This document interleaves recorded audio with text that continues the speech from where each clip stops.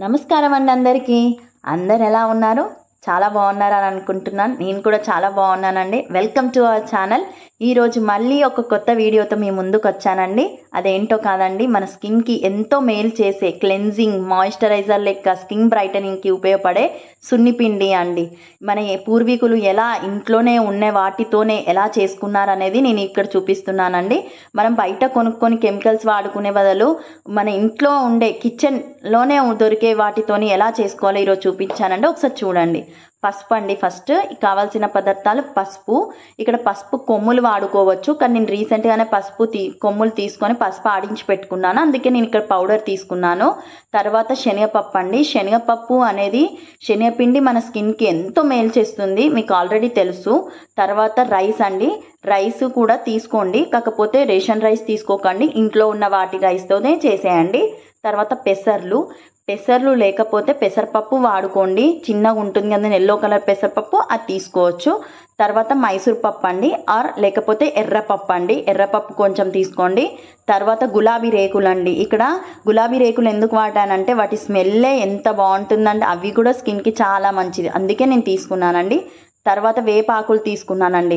వేపాకులు ఎందుకు తీసుకున్నానంటే వేప గుణంలోనే ఉంటుంది, ఆ చేదు గుణంలోనే ఉంటుందండి. ఏ చర్మానికి ఏ ఇబ్బందులు ఉన్నా పోగొడుతుంది, అందుకే ఇది స్కిన్కి చాలా అంటే చాలా మంచిది. మన స్కిన్కి ఏమైనా డిసీజ్ కానీ చర్మ సంబంధిత వ్యాధులు ఉంటే అది పోగొడుతుంది, అందుకే నేను ఇక్కడ వేపాకులు కూడా యాడ్ చేశానండి. ఈ క్లెన్జింగ్ మాయిశ్చరైజర్ స్కిన్ బ్రైటనింగ్కి అన్నిటికీ ఉపయోగపడుతుందండి. మీరు ఇంట్లో తయారు చేసి చూడండి. ఏం లేదండి, ఫస్ట్ ఒక బాణీ పెట్టుకొని మనం తీసుకున్నాం కదండి పప్పులు, ఫస్ట్ పెసర్లు, తర్వాత మైసూర్ పప్పు, తర్వాత శనగపప్పు, ఇలా ఒక పప్పు తర్వాత ఒకటి యాడ్ చేసుకొని దోరగా ఫ్రై చేసుకోండి. దోరగా ఫ్రై చేసుకున్న తర్వాత ఎక్కువ ఫ్రై చేయొద్దండి, లో ఫ్లేమ్లో పెట్టి జస్ట్ అలా 2 minutes వాటి స్మెల్ అనేది మనకి స్మెల్ తెలుస్తుంటుంది. అది ఫ్రై చేసేటప్పుడే అవి వేగిపోయాయని అవి అప్పుడు తీసుకొని ఒక మిక్సీ జార్లోకి ట్రాన్స్ఫర్ చేయండి. ఇక్కడ చూపిస్తున్న విధంగా ట్రాన్స్ఫర్ చేసుకొని మిక్సీ పట్టేసుకోండి.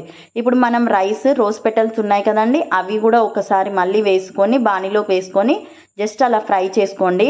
ఇలా నేను వేయించుతున్నప్పుడే ఆ రోజ్ పెటల్ వాసనకి నాకు చాలా అంటే చాలా ఎలా అనిపించిందంటే సూపర్ ఉంది, ఎప్పుడు పెట్టేసుకోవాలని అన్నట్టు అనిపించిందండి, అంత బాగుంది.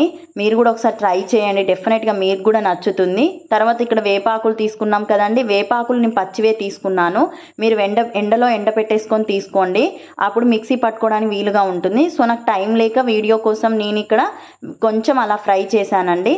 చూడండి, ఇక్కడ మిక్సీ పట్టేశాను, ఒకసారి చూడండి ఎలా ఉందో, చాలా అంటే చాలా బాగుందండి. మీరు ఒకసారి ట్రై చేసి చెప్పండి ఎలా ఉందో అని చెప్పేసి.